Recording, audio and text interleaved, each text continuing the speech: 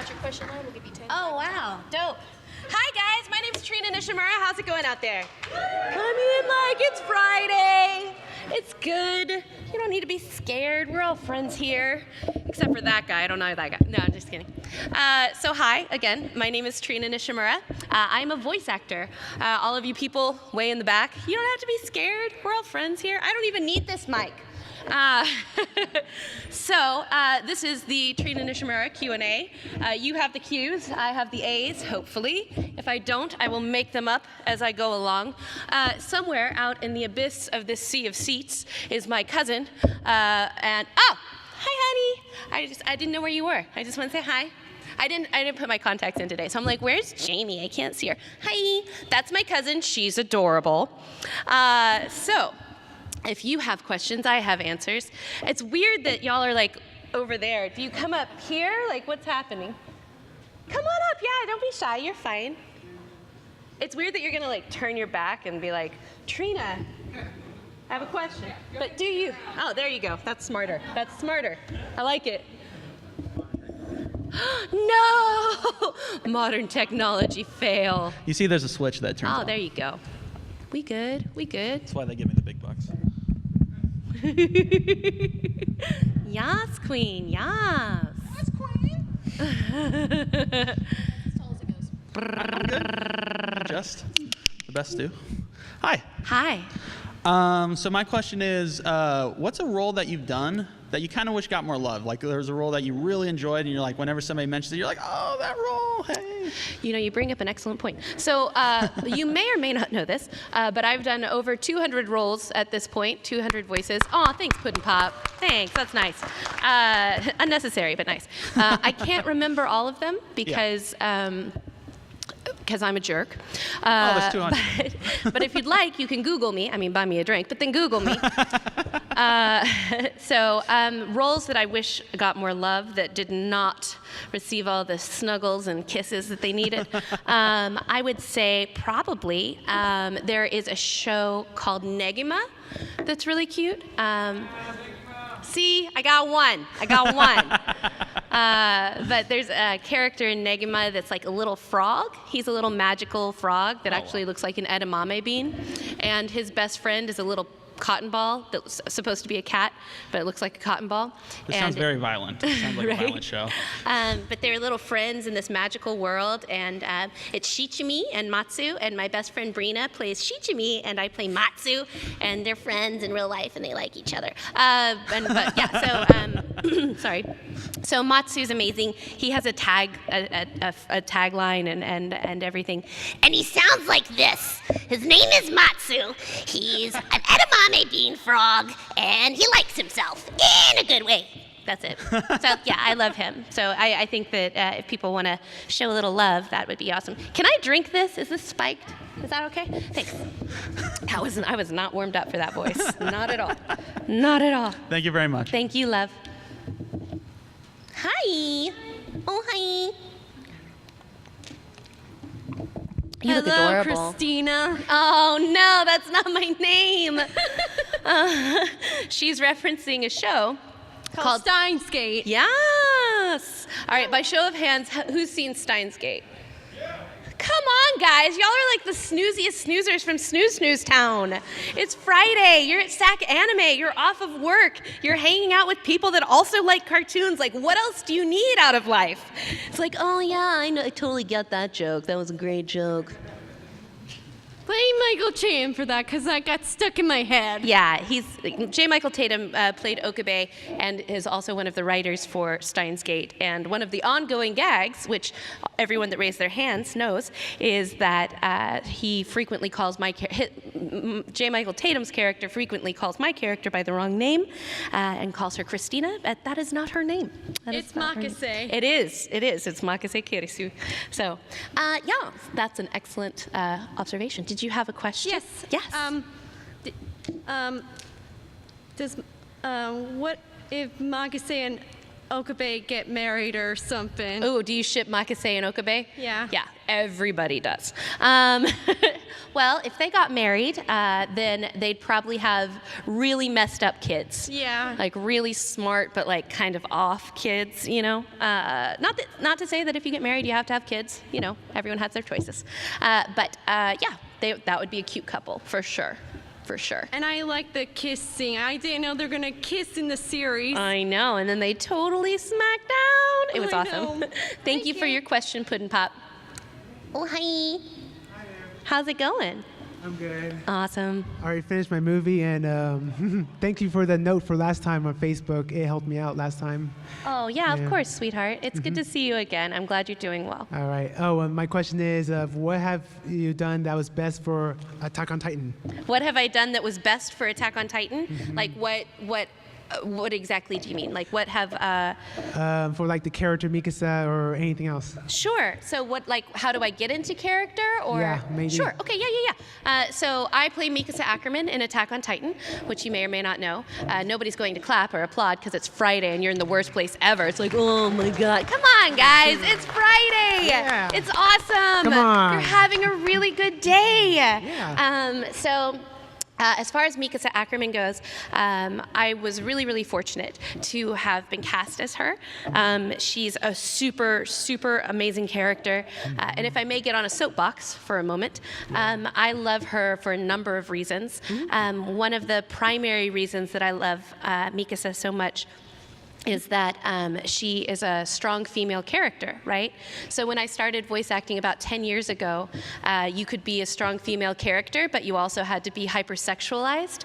Like your armor only covered your nips or your bits, you know? Like that's not armor. That is not armor. But Mikasa is a strong female character, and back in the day, if you were a strong female character, you were super... Yeah, and you know, you could be the smart one, but you frequently were not a good fighter.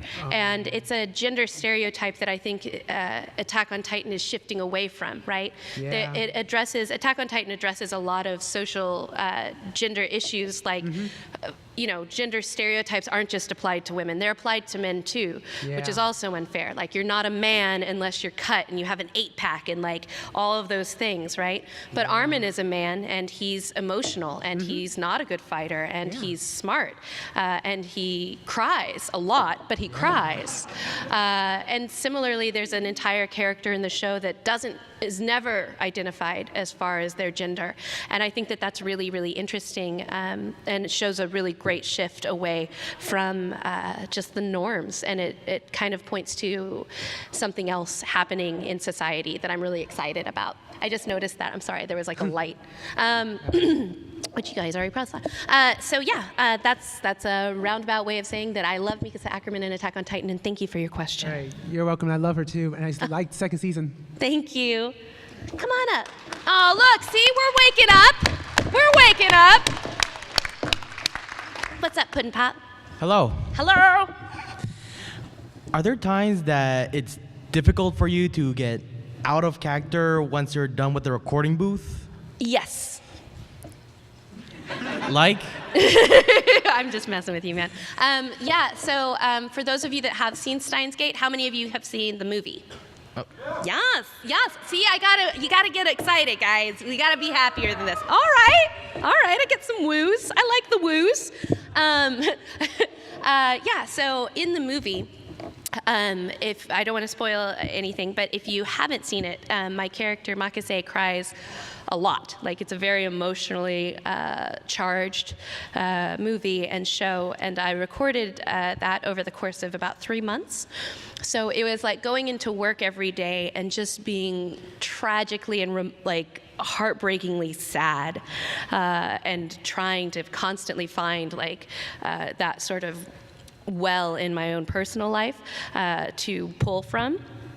Which was really challenging and difficult, especially like when I got home. You know, I'd get off of work and go over to my boyfriend's place or whatever for dinner. And if you aren't familiar with Steins Gate, it's about a girl and a boy and their friends, right? and the girl is trying to save this boy who's her love or whatever, and trying to figure out a way to do that. And there's time travel involved and all this crazy stuff.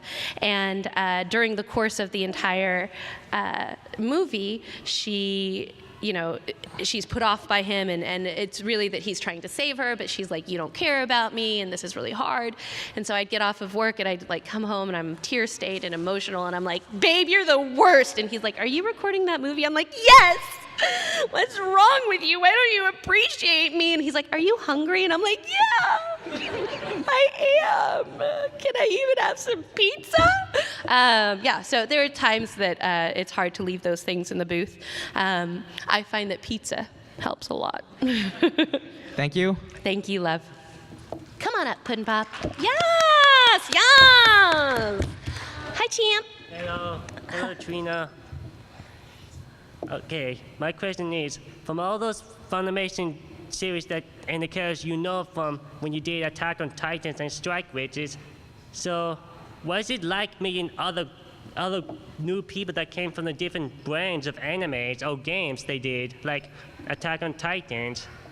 What's it like meeting other actors that came from a different brand? From like a different what? I'm sorry? Anime brand. Oh, sure. So it's been really amazing. Most of your recording, when you're dubbing anime, you actually do by yourself in the booth. So it's just you in this tiny little room that's padded. Like, who knew that I'd spend my life in padded rooms? Everyone. It's sad, right? Like, I get paid for the voices in my head. So the meeting so many new people, meeting a lot of different actors from different shows and properties has been amazing. This is a little known fact, but Bryce Papenbrook, who plays Eren in Attack on Titan, had actually never worked for Funimation before Attack on Titan. And over the course of the past few years, I've gotten to know him really, really well, and he's one of my dearest friends, and we literally travel the world together, which is dope. Like, in what world did I ever think that would happen? And thank God he's awesome, because otherwise that'd be awful. But yeah, no, it's been great. It's been really amazing to meet so many great friends and make so many friends from different properties and different things. Yeah, I was kind of surprised when I saw a few of the people I know that from the last anime I saw. Yeah, for sure. Thank you for your question, sweetheart. Yes, Chomp! Thank you for the question, Trina. That's from Arsenio Hall, which you may not know ever was a thing, but it's called the whoop. It's like you barking, kind of. It's like whoop, whoop, whoop. It's just me, all right. Oh, I heard that poor girl. Yes. Welcome. Thank you. So, are there any lines that you have said during your career that influenced you today? Are there any lines that I've said during the course of my career that influenced me today? Yes, there are. I've been very fortunate to play some really amazing characters, and I love all of them for different reasons. But I think that a lot of the lines that come out of Attack on Titan and just kind of what I touched on earlier about how Mikasa is so strong really do appeal to me in my day-to-day life. Again, soapbox, I apologize. So I think Attack on Titan has such a big pull and crosses over to different genres and mainstream, and it's not just for anime fans or it's a gateway anime thing. It's a popular show because of the very premise of it, which is that there are titans everywhere, right? Like, we don't have to worry about giant, naked, genitalless creatures, like ripping open the ceiling and reaching down and grabbing people and eating them, right? That's not funny. But I mean, everybody has a titan, right? Like, everybody has something that's hard for them. Everybody faces something dangerous every day that's hard for them specifically, or for their family, or for their community. A titan could be a school bully. A titan could be an eating disorder. A titan could be illness, or food insecurity, or problems at home, or any number of things that seem like there's no possible way you could go out and fight that. There's no possible way you could conquer that. But with Attack on Titan, you see see these kids that are facing these terribly scary and awful things that have destroyed their lives, and they go and they do it again and again and again, and sometimes they win and a lot of times they don't. But watching things like that and viewing art that's made, including cartoons, I think inspires people to face their own titans. So just to be able to say any of the lines that Mikasa says or said have really inspired me personally, and have led me down the path to meet all of you. So I'm very grateful, and it has influenced my life dramatically. Thank you. Woo! I'm gonna get y'all into it. It's fun. It's fun. Oh, you look so cute. I like your wings. Hi, my name is Caitlin. Your name's Katie? Caitlin. Caitlin, nice to meet you. I'm Trina. So I was wondering, sorry, I'm shy. Hey, don't be shy, dude. You poop, I poop, we all poop. So I was wondering what it's like to be a voice actor and to play Mikasa Ackerman. What is it like to be a voice actor and play Mikasa Ackerman? Awesome. It is dope. No, I'm very, very fortunate. I've been acting my whole life. I started acting when I was 9 years old with my local community theater. I started touring at 13. I come from a single-parent household, and for whatever reason, my mom, with 4 kids, was like, yeah, you're going to be fine. Go ahead and tour. I am tired. So I started touring at 13, which was amazing. And I've been acting ever since. And then I went to college, and I was going to be a grown-up, and I was going to be a lawyer. I can't even say it without laughing. I was going to do it. And I was really broke, right, in college, because that's your job in college, is to be really broke. And I was so good at it. But a friend of mine told me about an audition at a place called Funimation. And I was like, no, Jimmy, I'm not going to do that, okay? I'm done acting. I'm going to be a lawyer. He was like, it pays. I was like, where is it?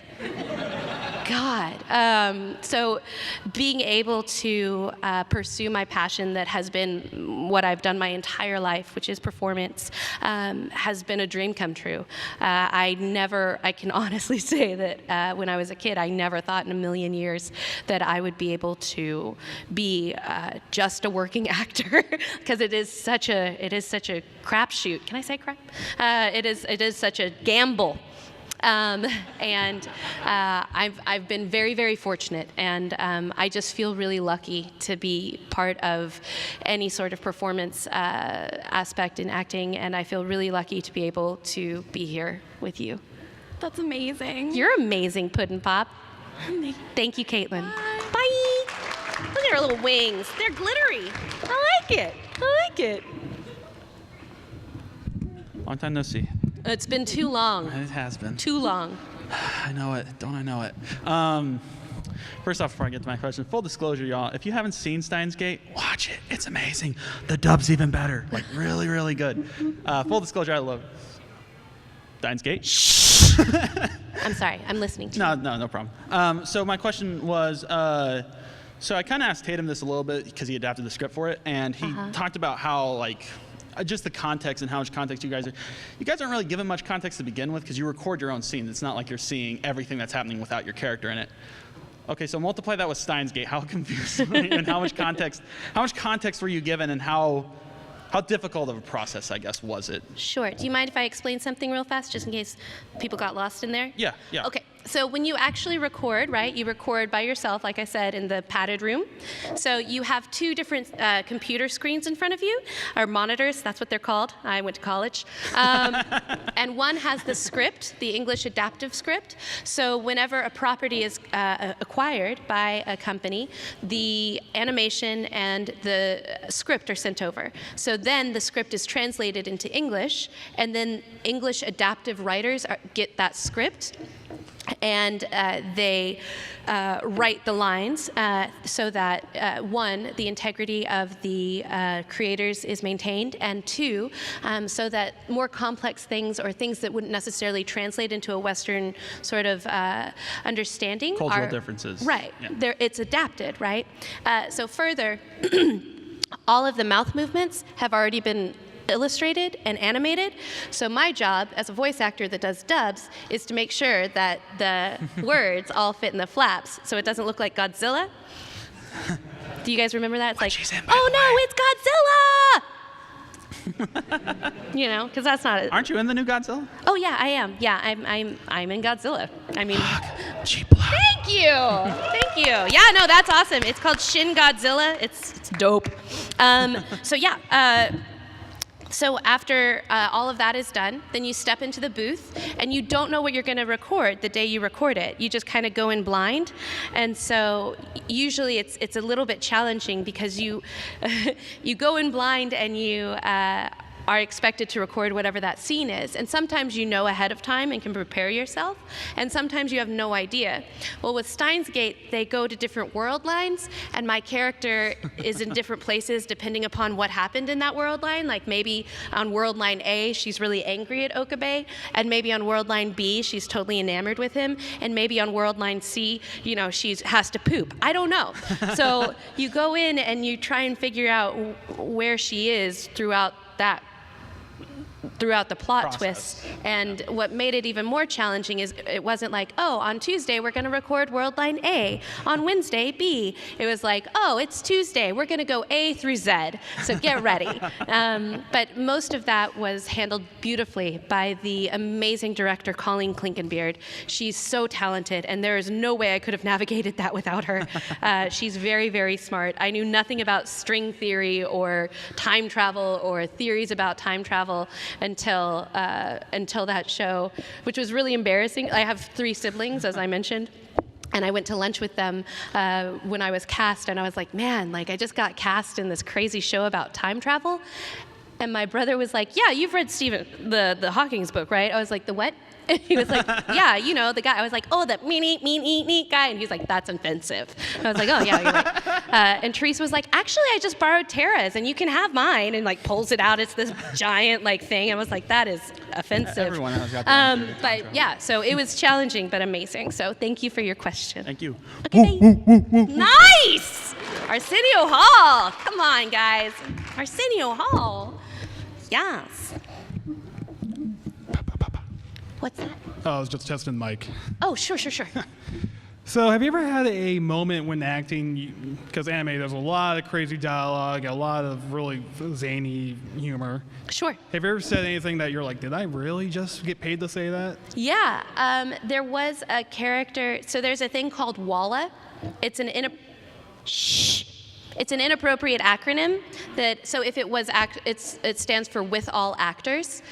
So if it was actually an appropriate, a true acronym, it'd be WAWA, but they call it WALA. So WALA is when you see like a market scene in a cartoon or like a school scene, and you see all of those people in the background. So all of those people have to be voiced, right? So usually they'll get together like 4 or 5 actors, and they'll be like, okay, so you're all market people, or you're all at school, or you're all talking about the cute boy, or whatever it is, right? And then they'll have like one-offs where it's like TV news anchor today on blah, blah, blah, blah, blah, you know? So one of those one-offs in a Wallace session was an Australian grandmother that was in the hotel room next door in Shinchan, and she and her husband were experimenting with S&M. So that was interesting. Like the director was like, "Who can do an Australian accent?" I was like, "Oh, I can do that." And he was like, "Can you be an old lady?" I was like, "Yeah." He's like, "You got any qualms with bondage?" I was like, "Pop, pop, pop, pop." But yeah, that was a like, I walked out that day and I was like, man, I just got paid to be an Australian grandmother that was whipping an old man. That's something. So yeah, that was my weirdest for sure. Well, thank you for your time. Thank you, Puddin'. Yes, good question. Oh, hi. Hi, Trina. Hi, you're so cute. Oh, thank you. First of all, you are awesome and everything I've thank heard. you. Everywhere. You're awesome. Thank you. So everywhere I go, I never hear Mikasa's name pronounced correctly. It's as if people don't listen to the audio and they just read the subs and they just listen, or they hear what they wanted to hear. Mm-hmm. Does it bother you, or how do you feel if you learn to just not listen to it? I get it, dude. My last name's Nishimura, so like, I was raised in Texas, so like, I'm cool with mispronunciations of names like my whole life, and it's fine. But I think that initially it did bother me, and I was like, that's not how you say her name. But now I'm just glad that people are gravitating towards the show so well, and I'm glad that people have so much that they take away from it. I'm glad that she's an inspirational character to a lot of people, and I feel like it'd probably be pretty petty of me to be like, excuse me, you don't know what you're saying, okay? You are saying her name wrong. Like, that's rude, right? Like, yeah. So, I mean, say her name however you want to. This is your world. I'm just living in it. My house, yeah. Yeah, your house. I'm just here. So yeah, that's cool. No big deal. There are far worse things to worry about, like Oompa Loompas in office. So, true. Yeah, that's right. Political statement. Boom. Thank you, Trina. Thank you, Puddin' Pop. You're so cute. Whoa. Yes! See, we got some Arsenios in the hall. Whoop, whoop, whoop, whoop. Yes. Yeah. Yes! So Trina, while you're voice acting and all that fun stuff, have you ever gone to like a cast party afterwards and got drunk and ended up yelling in character or doing any lines from any of your characters from any previous shows? I don't need to be drunk to do that. That's just a Tuesday. Right. Yeah, it's a strange thing, like throughout the course of my life, being surrounded by actors and most of my friends being performers, it doesn't take much to push everybody into some weird accent, and it's always like in improv, like the number one rule is yes and. Always, yeah. Always, right? So whenever an actor or a friend is at a party and they're like, oh, we're British now, it's like, oh, well, we're all British, that's lovely. Yes. Exactly. So people fall in and out of accents all the time, and it's just one of those yes and moments. Someone just builds it up, and you just go. We're gonna do this now. Okay, hold on. Let me just pull up my Rolodex. This now, right? Basically. I love it. Okay. Which is weird, but awesome. You find yourself in really interesting situations that can be really fun when people say yes and. Always, yeah. All right. Thanks, Trina. Thank you, Puddin' Pop. Yes!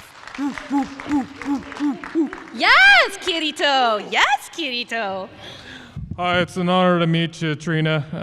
I gotta say, you are epic in Attack on Titan and Steins Gate. Thank you. One of my question is what was your favorite moment with working with Bryce Papenbrook in Attack on Titan? My favorite moment working with Bryce Papenbrook in Attack on Titan, like I said, we don't actually record together, which stinks. I only met Bryce Papenbrook once during the recording process, and that was for commentary for the extras on season 1. And he was lovely and really, really nice. But for those of you that haven't seen Attack on Titan, which... Okay, so nobody raised their hand. So Attack on Titan season 1 and 2, Eren Yeager is basically angry just all the time. Like that's his core, is just being angry. And if my mother was eaten in front of me, I'd be pretty angry too. But he's just angry like all the time. And the director, Mike McFarland, is a jokester and very funny. And I'm very gullible. And so he was like, oh, Bryce is actually really angry. He's a really mean guy. I was like, really? He was like, oh, yeah, he's the worst. And I was like, really? And I don't know if you know this or not, but Bryce is also a certified, like, deadly weapon because he knows ninja, karate, Muay Thai, whatever. And if you Google Bryce Papenbrook roundhouse kick, you'll actually see Bryce kick a guy in the face, like it's like start or fight, and it's like Bryce is like boo, and then the guy just drops. And so Mike was like, oh yeah, very angry. Do you want to see a clip of him? I was like, I don't know, do I? He's like, you should see this. And so he plays it. I was like, dang, that's not safe. And he was like, yeah, really bad. So have fun with him in Australia for 2 weeks. Yeah. And I was like, ooh. So when I actually met Bryce in real life, like, I mean, he was here, I guess, this winter, I think. Yep. And he's the most happy, pleasant, kind, generous human being you'll ever meet. It's awful. You meet him and you're like, I'm a bad person, because he's so good. But I met him and I was terrified. He was like, oh, hey, are you Trina? And I was like, oh my God, hi. it's nice to meet you, or whatever. And we went on a panel together. We actually got to know each other on a panel in Australia. And I was like, it's so good to meet you, Bryce. He was like, it's really great to meet you too. And I was like, God, like the whole time. But since then, we've actually got to know each other, and he's awesome. He is such a talented person, and just I cannot speak highly enough about him. He's a great guy. Oh, yeah. I could see what you mean, because I met him at Winter too. When I first met him, I was surprised because I'm used to him, in Sword Art Online, Attack on Titan, and then I hear him, and I'm like, is this the same person? Oh yeah, we get that a lot. Like, we'll go to conventions together, and like he's so happy and he's so peppy, and people are like, "Are you actually Eren Yeager?" And then he does the voice, and his face changes, and it looks like he might murder someone with the vein thing, Yeah. And it changes. But yeah, acting. Yep. Thank you. Good question. Hi. Hello. Hello. Hey.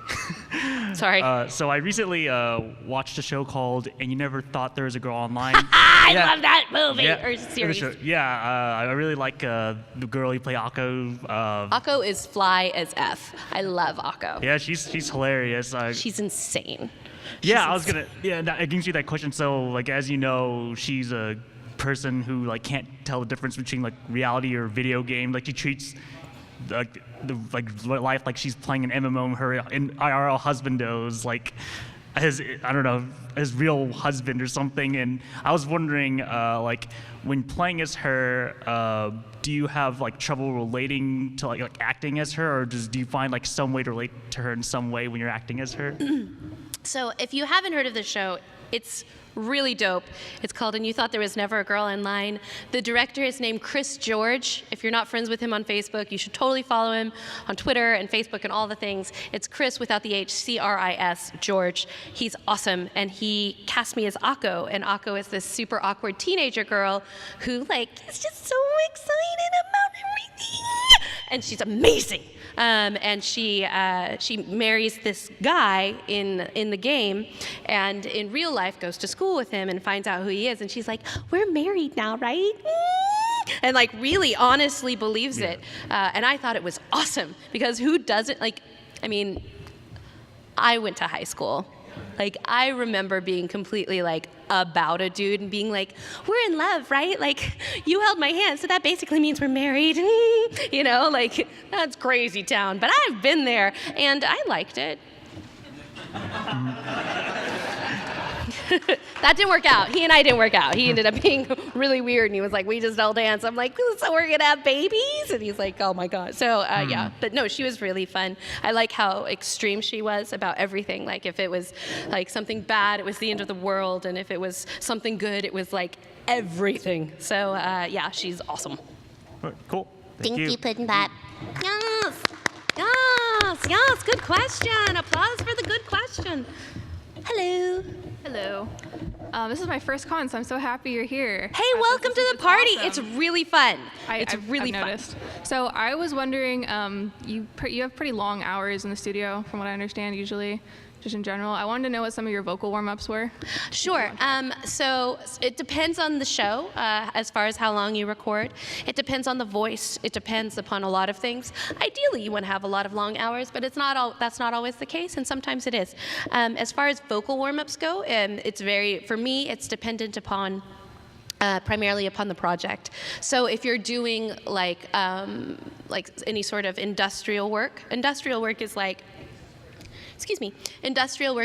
oh, thank you for applying at JCPenney's. Like really like clean. If you're doing like a Pizza Hut commercial, it's like basically your voice, and they don't want it to be as clean, or maybe they do. So if they want it super clean, then I do a lot of diction warm-ups, like all those tongue twistery things. I like those. I hum. Humming is actually really great to warm up your vocal cords. In the shower, even better. I drink a lot of hot tea. I have a humidifier that's amazing. Her name is Shannon. I used to have one that was a penguin. His name was Pengu, but now it's Shannon. And yeah, I do basically the normal stuff. If it's like an angsty, angry girl, I listen to a lot of Fiona Apple. You may not know who she is either. But for Mikasa, I listened to a lot of Arcade Fire and sang a lot of Arcade Fire on the way to the studio. Our new album is. Oh my God, have you heard it? It's so good. So good. I love Arcade Fire. Not fires in arcades. It's a band. It's called Arcade Fire. I got one. Two. So yeah, a lot of singing, a lot of humming, a lot of just precautionary things. But then there are characters that you can't actually like prolong or do for an extended amount of time physically. Like creature voices usually are difficult to do. But yeah. Thank you. Thank you, Puddin' Pop. Yes, good question. Good question. God, you're so cute. You're so cute. Thank you. What's one of the craziest accents that you can do? One of the craziest accents I can do. One of my favorite accents is actually lateral lisp. It's my favorite for a number of reasons. Because number one, subparticle A. It seems like it would be a nerdy thing and it would be derogatory, but it's actually a term of endearment. I like that one. Yes, it's so weird. It's like, oh, I'll do a nerdy voice. I just like it. I like it a lot. Do you have a question? That's your theme song. Hello? Hello. Are there any roles that, oh, this character has like 2 lines, I'm not going to take it, this isn't like a Maki Sakura, so I'm not going to take it as seriously as some, okay, let me rephrase that. When there are roles that have less lines, do you take them less seriously, or do you treat every single character like it's the main character? Yeah, I mean, you have to. Otherwise, you're just kind of a jerk. You know, like, oh, thanks for casting me for this bit part. I'm not going to bring my A game because it's below me, okay? That's not nice. So I try to be prepared and bring everything I can to each character that I am fortunate enough to be cast as. I feel that it would be a disrespect to not only the show and the director and the people watching, but to myself as well. So I try not to be that guy. I can't think of a time where I was that guy. Do you ever go like 7 out of 10 out on it, or do you always go like... Dude, 100% of the time. My mama raised me right. You know what I'm saying? Okay. Like if you're doing it, it's worth doing right. And I think I try and apply that to all of my life. Sometimes I'm unsuccessful, but professionally, it's like, that's not even an option. Okay. So, but great question, thank you. Yes, good question, good question. Good question. Come on up. Hello. Hey, Trina. Good to see you again. Likewise, and thanks for coming to the con. Thanks. It's good to have you around here, and I felt I had to ask this question. Okay. Okay, I know that you actually got a good start into Evangelion. 2.22 is Mari Makinami. I wonder what you think about entering the series, which usually is bleak and depressive, but you've got a gung-ho character who sings in combat, loves the bloodshed and the LCL smell. Yeah, so if you have not seen Evangelion, there's a series called Evangelion, and unfortunately the creator of that series was unable to complete the series because of some health issues. So there was a reimagining of Evangelion. It's a 4-part movie series, and I was cast as the first new female character in the show in like a decade. Over like 500 girls auditioned for that role, and I never thought I would get it. Her name is Mari. She's insane. She sings a lot, especially when she's about to go into combat, and she rips her own arm off, so she's pretty likable. But yeah, just entering into that series, or entering into that franchise was really intimidating because so many people love that show, and so many people love those characters, and I didn't want to be the jerk that was like, oh wow, who did you cast as Mari? Oh, she's awful, you know? That was a joke. I'm not awful. I hope. But yeah, so she's a great character, and I feel really fortunate to have played her. Yeah, you did a stellar job at that. Ah, thanks, man. That's really sweet of you to say. I appreciate it. You'll have to let me know what you think of 4.0. Unless you don't like it, then don't tell me. Oh, I'm looking forward to it. Thank you. Can't wait. Have a great day. Yes, I don't know why I said have a great day. Like, I don't know what that was. Yes. Oh my God, what's up, bro? It's been too long. Tell me about it, man. I'm at like first base with this microphone at this point.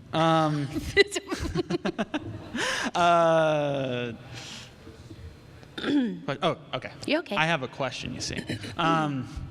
So you guys are doing simuldubs down in Funimation, I guess, Dallas. But you guys are doing simuldubs now. Just kind of simple question. How different is that process from like a show where you're doing 12 episodes to doing one per week and everything? And Yeah, simuldubs have definitely been a challenge. It's a newer thing, so it's in order to get the English dub out to fans as quickly as possible, and it's terrifying. You have to. For me, the biggest challenge with simuldubs is health. Like, you can't get sick. You just can't. Yeah. So it's like, oh, hey, we're gonna do simuldub of Attack on Titan season 2, and for the next 3 months, you need to be completely prepared to scream your face off. Which means that the day before and usually the day of, I didn't schedule anything, or my agent didn't schedule anything other than Attack on Titan, just so that I wouldn't, vocal rest. Right. Yeah. It was awful and awesome. It was awful for me and awesome for my boyfriend, because I'd come home and have my little whiteboard, and he's like, "You're recording Titan tomorrow." I'm like, yes. And he's like, "What do you want to watch on TV? If I select it first before you can write it down, then I get to pick." And I'm like, "Game of no!" It's challenging to do simuldubs, but I feel like, none of the quality is sacrificed. I mean, the directors No, it's great, yeah. are amazing people and very, very smart, and they'll push you until you can't anymore. And it's been really fun. It's challenging, but it's really nice to be able to release so quickly. Thank you very much. Thank You're still you. awesome. Thank you. You're awesome. Thanks for your questions. This little pitter patter of clapping. Whoop, whoop. See better? Hello again. Hello again. All right, so I was wondering, when you do the role of Akira Takano in the School Rumble series, what elements of the experience and the personality, etc., do you channel? So Akira in School Rumble is a super deadpan character, which means that she has very little emotional range in her voice. But those characters are often the most challenging, because you still have to make the character's voice interesting without making it like really boring. As far as channeling things, I channeled.